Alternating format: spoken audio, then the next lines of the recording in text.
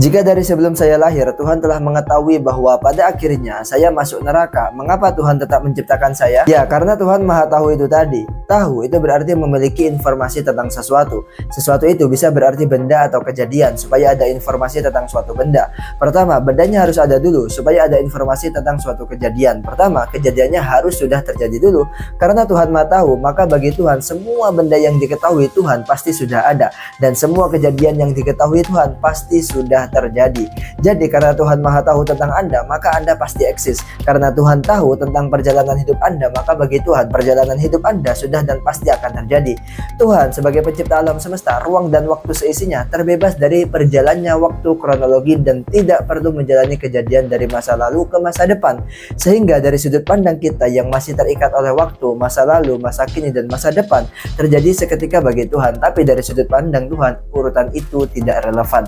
Ini memang sudah dibayangkan oleh filsuf di abad pertengahan, tapi di masa modern ini sebetulnya ini sangat mudah dipahami bahkan oleh bocah karena ada komputer. Saya kasih analogi yang sangat mudah dipahami kalau Anda gamer. Kalau Anda generasi masa lalu yang belum pernah main game, ya maaf saja. Misalnya Anda lagi suntuk dan dalam mood iseng untuk membantai seisi kota, lalu Anda melakukan save, menyimpan data permainan, kemudian membantai seisi kota sampai rata dengan tanah, lalu Anda loot atau membaca data permainan yang tersimpan ke save Anda ketika belum membantai seisi kota dan melanjutkan main seperti biasa. Seisi kota masih hidup dan beraktivitas seperti biasa. Jadi sekarang apakah pembantaian yang Anda lakukan sudah terjadi? Nah, ini adalah contoh yang sangat sederhana yang bisa terjadi karena Anda eksis berada di luar berjalannya waktu dalam game tersebut. Ketika Anda bermain game, Anda tidak berada di dalam dunia game. Anda hanya mengaksesnya dari luar dunia game dengan perantara komputer Anda, sehingga Anda bisa bebas berpindah tempat dan waktu di dunia game tersebut. Lah, tapi kan dunia bukan seperti dalam komputer. Kata siapa? Apakah ini mungkin? Lah, procedural generated universe itu sudah barang usang. Bahkan teknologi semacam itu sekarang sudah tersedia untuk permainan hiburan dalam bentuk game. Kalau Anda belum pernah dengar game ini menciptakan ratusan galaksi dengan bintang dan planet lengkap dengan flora dan fauna dan geografinya di tiap-tiap planet yang bisa Anda jelajahi satu persatu.